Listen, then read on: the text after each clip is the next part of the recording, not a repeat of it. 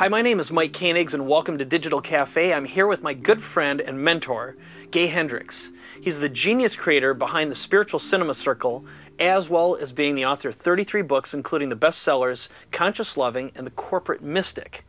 Now, Gay and his wife, Dr. Kathleen Hendricks, are world-renowned for their seminars in relationship transformation and body-mind wellness. After receiving his PhD from Stanford in 1974, Dr. Hendricks served as a professor of counseling psychology at the University of Colorado for 2 decades. His latest book is called The Big Leap. It's an amazing work that shows you how to discover your zone of genius and transcend your upper limit boundaries. Now, today we're talking about the book, and I want to welcome Gay to the production. Hi, Gay. Great to be with you, Mike. All right. Thank you very much. It's always a pleasure, and it's so nice to have you in town. So, well, you want to begin and tell everyone a little bit about The Big Leap and what it is and why they should read it. Well, it's for people like you, Okay. and you're successful, but there's a part of you that wants to make your big leap into what I call your zone of genius. And so all of us out there operate in one of several zones. Okay. Some of us operate in the zone of competence, some of us operate in the zone of excellence, and some of us are lucky enough to get into the zone of genius. And that's what I call the big leap, when you're able to leap out of what I call the excellence trap and get yourself established in your zone of genius. Okay, so do you want to talk a little bit about those stages and the processes, and how do I know which one I'm in is what I would want to know. Yeah. Good. Well, one of the things that people like yourself who are already successful, one of the problems you have is that you get stuck in doing things that you're excellent at, and you make plenty of money doing things you're excellent at, and so it doesn't free up the time for you to make that big leap into your zone of genius. And here's a way to know when you're in your zone of genius. Time disappears. When you're in your zone of genius, you forget about time. So that's one good way to know about it. A second good way to know about your zone of genius is, are you doing what you most love to do? Because when you're doing what you most love to do, everything flows free, you feel good, things manifest easily. It's when you slip out of that and start doing things that you're maybe competent at, but that somebody else could do a lot better than you do, or things that you're maybe even incompetent at that you continue to do. That's what a lot of us get stuck in doing. But the real sweet freedom in life comes from that zone of genius. Okay, so why don't you explain what the big leap is then? The big leap is that moment when you take the risk, really, of jumping out of your zone of comfort, and you ask yourself big questions like, what is it that I most love to do? And what is it that, when I do it, produces the greatest ratio of abundance per time spent? You know, like many executives tell me, I've worked with everybody from the CEO like Michael Dell at Dell Computer and the CEO of different companies, all the way down to 12-year-old piano prodigies. And one of the things that they always tell me is that if they can just spend 10 minutes in that zone of genius, just kind of getting clear on what it is they really want to do and what it is they really love to do, that's worth as much as 10,000 hours outside of their zone of genius. Because all it takes is that one moment of being able to figure out what the genius move is in a given situation, and then things flow freely from there. Okay, and does that mean that the big leap could also be that you are able to consistently get into that place? Absolutely. In fact, it's actually a cumulative process that I don't expect people to make a big leap from 10% of their time in their zone of genius to 100%. I say start working wherever you are, but where the real magic happens is when you start spending 50, 60, 70% of your time in the sweet spot of your zone of genius. Okay, so now you've come up with a term, you call it the upper limits problem. Can you explain what that is and how to get past it? Yes, absolutely. Well, the key to the big leap is solving the upper limit problem. And here's the upper limit problem. What happens is most of us get an upper limit established unconsciously. Sometimes even when we're little kids, you get an upper limit established of how much positive energy you're allowing yourself to feel and experience. Later on in life, what happens is you have an upper limit on how much love and positive energy and abundance you allow to flow through you. So, for example, you go from a situation like with the football player Plaxico Burress. One moment he's the hero of the Super Bowl, and the next year he actually shoots himself in the leg at a nightclub so that he's now out of the game. So that's a classic example of hitting the upper limit. But all of us have examples of that in our life. Like for me, I decided to finally get married after many years of sort of struggling with commitment stuff during my 20s. I finally decided I'm going to go for it. I'm going to get married.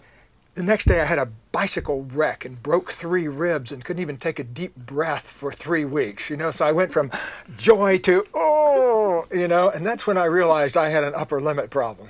That's sort of funny. That's sort of a happenstance. But what you were talking about too is like when you do it to yourself, so it's self-sabotage. Yeah, and it happens over and over again. You know, like I've worked with people who have lost huge trust funds, for example, and then by a series of financial moves that were like disasters. And what happens is when we get down to the real root of it, it's because they didn't feel like they really deserved to be successful. So the very first thing that I ask people to do, whether they're in the marketing world or whether they're in a marriage or a CEO of a company, is really first make a commitment to extending the periods of time that they allow themselves to experience positive energy. And that's what I would recommend to everybody that's watching this, is to really focus on commitment first. Are you absolutely committed to being successful?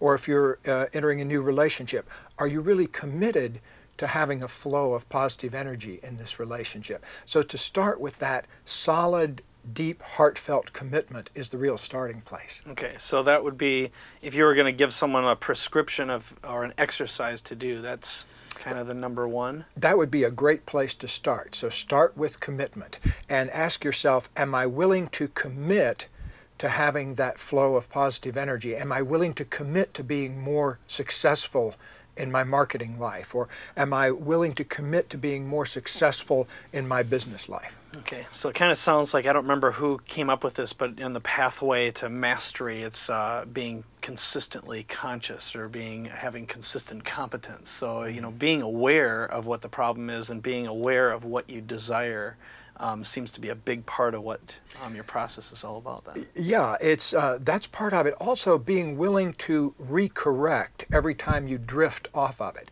A lot of people, when they drift off of their goals and start messing up, they make themselves wrong for that, or they beat themselves up for that, and then that takes them even further off the path. But if you, the example I use is the automatic pilot on an aircraft. If you think about it, let's say it leaves Los Angeles and going to Honolulu. What happens is it drifts off center, and then it recorrects and comes back to center, and then it drifts the other direction, and then it recorrects. That's different from a human being, because if a human being does that, they say, oh, I've drifted. Oh, what a schlub I am. You know, why do I do this to myself? Meanwhile, the plane is going to Fiji instead of Honolulu. But in an automatic pilot situation, the plane gets to Honolulu by being wrong 90% of the time. It's drifting and then recorrecting. And that's what you have to do to make yourself a successful life in a marriage or in a business situation, is be willing to catch the drift and return back to the center again. Okay, that's really good. So what do you think, do you have a process or a series of steps that you'd recommend to someone to get them into the zone of genius then? Yes, start with that commitment. Ask yourself, am I committed to this? Number 2 thing to do is to ask yourself big, what I call genius questions, like, what work do I do that really doesn't seem like work? And in my work, what produces the highest ratio of abundance and satisfaction to the amount of time you spend there? And especially, what is my unique ability? So if you ask yourself, what is my unique ability? What happens is you begin to think, what can I do in my given organization or my family or my work that produces that high ratio of time spent to abundance? And keep asking yourself those big, deep, genius questions, and that helps you center in on what you most want to contribute. Okay, so let's talk a little bit about people who achieve great success. What else do they overcome in order to achieve their own upper limits problems? Well, what happens with successful people is the more successful people are people who have confronted their own hidden fears. And they may not even know they've done it. They may not even feel comfortable talking about it. Like, I've talked to many CEOs, famous people as a matter of fact, who didn't even realize they had done this, but what they had really done is confront their fears. Fears of, like, one of the biggest fears that successful people have to overcome is the fear of outshining other people. In other words, they start to be more successful and they start shining more than other people, and then their upper limit problem kicks in and say, oh, I better not do that. And so they create a self-sabotage of some sort that brings themselves back down. So one thing we all need to do as part of the process is really acknowledge that we carry around within us various fears that are going to come to the surface as we get more successful. And it happens to everybody. And it doesn't matter if you're Bonnie Raitt or somebody who's just starting singing at the local Holiday Inn this weekend for the first time. They're going to be facing those fears, and they need to be willing to be flexible enough to acknowledge them and learn from those. Okay. Now, how about the ego? Can you talk a little bit about how that gets in the way? And I know one of our, something that a very wise man has talked to me before is about where, we're all delusional to some degree, and I think the ego contributes to that. But what would you say to that one? Well, the ego is busy doing a couple of important things, and so I don't want to make the ego wrong. What the ego is busily doing is trying to control the situation, whatever it is, and it's trying to get approval. And if it's not able to get approval, what it starts doing is trying to protect ourselves from losing, from being annihilated completely. So for example, a juvenile delinquent may really want male authority figure connection, but because his dad's not there maybe, or because he doesn't have a way to get that, then he gets it by acting out and getting attention from the policeman and the judge, and he starts getting it in an unhealthy way from male authority figures. And so the key thing with the ego is to look underneath it and find out what it is that you most want. And I can guarantee you from working with thousands of people, the ego is busy running a game that's not even really necessary. You know, that we don't really need to prove ourselves to anyone. I mean, in actual fact, nothing needs to be proved to anybody. It's all just about accessing your own genius and bringing it out into the world. It's not to prove anything. The ego gets involved with also being right about things. And if you really think about it, being right is one of the biggest booby prizes on earth. You know, if you're right, so what? You're right, you know, and that's all there is to it. It doesn't help you be any more successful. But I run into business people all the time that are so addicted to being right that they miss out on the opportunity to actually grow their business. Okay, that's really good. Now, a lot of what we've been talking about has to do with your emotional state. So do you have any exercises for physiology, your physical state? And what would you recommend to someone? Well, the best and cheapest antidepressant on earth is right under your nose. It's breathing. Really. If you breathe correctly, you can eliminate about 99% of all of the emotional problems that people have. And that's why I've put a lot of work. In fact, my book, Conscious Breathing, is, I believe, the world's best-selling book on breathing, one of the first books I ever wrote, because I saw early on that if people learned how to breathe correctly, their emotions would basically be there, but it wouldn't bother them. You know, there's nothing wrong with being scared as long as you're not overwhelmed by it, or there's nothing wrong with being hurt or sad as long as you're not curled up in the corner, you know, feeling that for 3 weeks. The important thing to do is to learn how to take deep, easy, full breaths right down into the middle of your body rather than breathing up high in your chest. Because when you breathe up high in your chest, you actually crank up the anxiety in your body. If you can let your breathing slow down and aim it toward the middle of your body, you actually turn off the stress chemistry in your body. So one of the most useful things you can ever learn to do is learn how to breathe correctly. Very good. So can you give us like a 10-second tutorial on exactly what that means? Because again, I hear all the time, okay, breathe, but what exactly would that entail? What would you say? Yes, most people make a mistake because when they hear take a deep breath, they go like this, and they inflate their chest. Well, what I do is do it the other way around. Start with an out breath and blow a long, slow, smooth out breath, and then pause for a moment until the breath organically needs to come in. So may I demonstrate what I'm talking about here? So let's say you take a long, slow, smooth out breath. Out to the very last drop. And then just wait for a moment.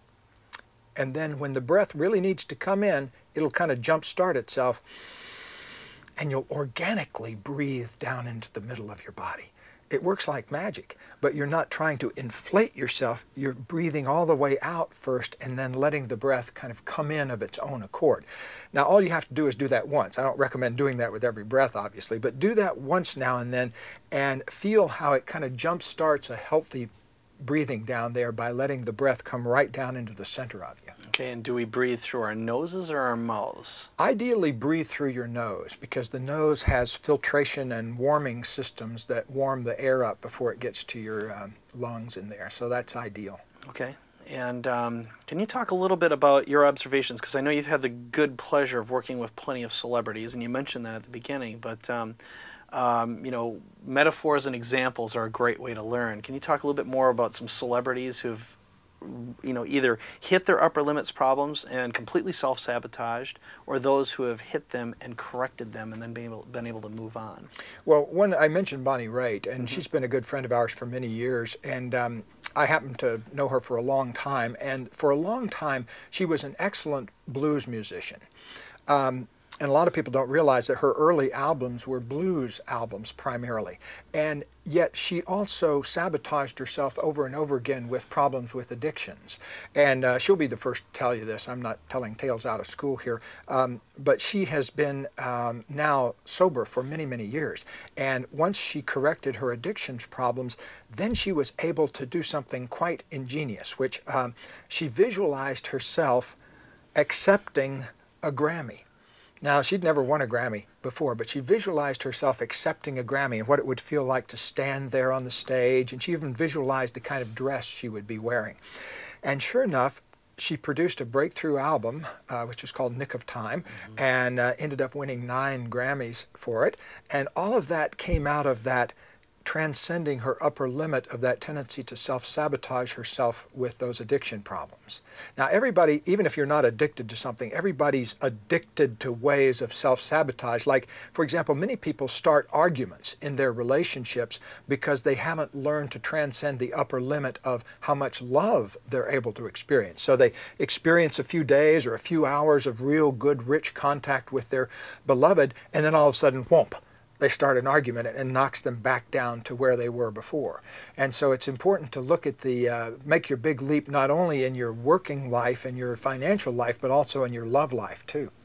That's great. That's great. Now, one of the other questions I have for you, you talked about self-correcting. Yeah. So what can we put ourselves on the lookout for so we can detect our self-sabotage or anything that's going to bring us down a pathway away from our genius? One of the best things you can do is take your attention off content and put it on process in the following way. So, for example, rather than, like, let's say you have arguments with your spouse or your wife or your beloved, instead of thinking about the argument being about money or sex or children or whatever the typical things are, put your attention on when does the argument occur.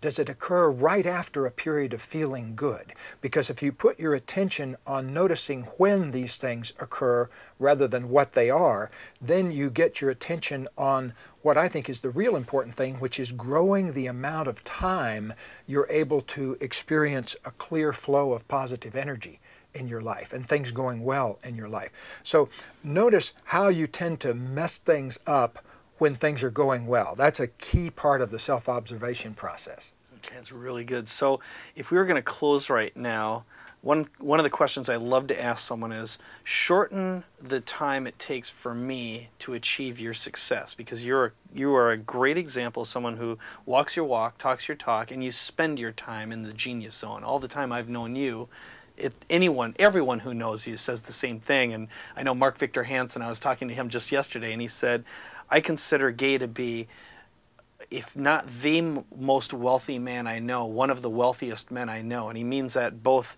you know, from a financial perspective, but outside of that as well, because your life is filled with riches. So if you were going to give me your entire life's lessons to achieving and reaching inner genius and taking the big leap, what would you tell me right now I should do at this moment to transition over? Figure out what you most love to do and just start doing a minute or two more of that every day. So what do you most love to do? I love teaching, and And I love seeing the moment that the lights go on in someone's mind and in their eyes, and they're like, and they're transformed. The moment of transformation in someone else's life gives me more juice than anything else. That's why I'm doing what I'm doing right now. Exactly. So this is a good example of you in your zone of genius. I'm sitting here this very moment being completely conscious, saying, this is what my whole life is all about. Well, bless you for discovering that. Now, would you be willing to do a little bit more of it tomorrow and a little bit more of it the next day, so that you're spending eventually at least 70% of your time in your zone of genius? Absolutely. Absolutely committed to that. Fantastic. Well, I think you're doing a great job of it from what I've seen so far. Thank you, Gay. I really appreciate it. Thank you. All right. Well, everyone, this is Gay Hendricks. I hope you see what a great genius he is, and I hope you've learned a lot. And with my highest recommendation, check out The Big Leap. It's available now.